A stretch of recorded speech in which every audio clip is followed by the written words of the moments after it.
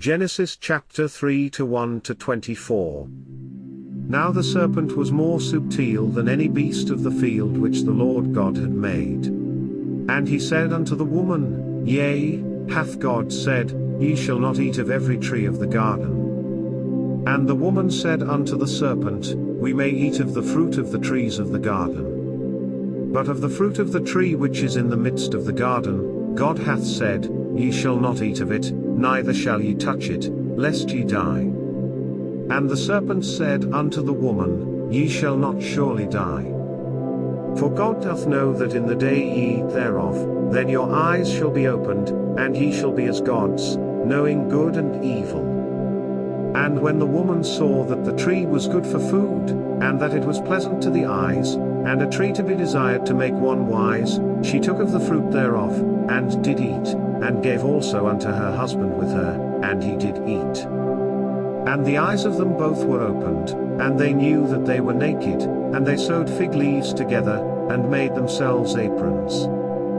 And they heard the voice of the Lord God walking in the garden in the cool of the day, and Adam and his wife hid themselves from the presence of the Lord God amongst the trees of the garden. And the Lord God called unto Adam, and said unto him, Where art thou? And he said, I heard thy voice in the garden, and I was afraid, because I was naked, and I hid myself. And he said, Who told thee that thou wast naked? Hast thou eaten of the tree, whereof I commanded thee that thou shouldest not eat? And the man said, The woman whom thou gavest to be with me, she gave me of the tree, and I did eat. And the Lord God said unto the woman, What is this that thou hast done? And the woman said, The serpent beguiled me, and I did eat. And the Lord God said unto the serpent, Because thou hast done this, thou art cursed above all cattle, and above every beast of the field, upon thy belly shalt thou go, and dust shalt thou eat all the days of thy life. And I will put enmity between thee and the woman, and between thy seed and her seed, it shall bruise thy head, and thou shalt bruise his heel.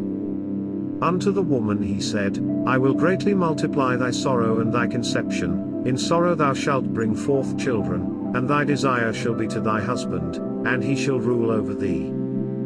And unto Adam he said, Because thou hast hearkened unto the voice of thy wife, and hast eaten of the tree, of which I commanded thee, saying, Thou shalt not eat of it, cursed is the ground for thy sake, in sorrow shalt thou eat of it all the days of thy life.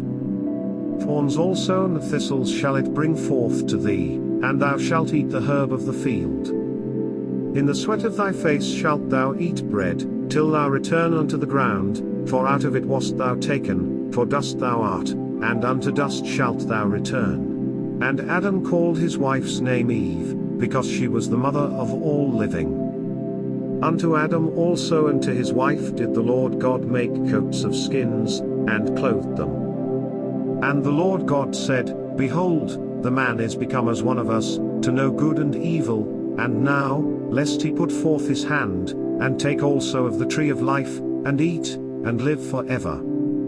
Therefore the Lord God sent him forth from the Garden of Eden, to till the ground from whence he was taken. So he drove out the man, and he placed at the east of the Garden of Eden cherubims, and a flaming sword which turned every way, to keep the way of the tree of life.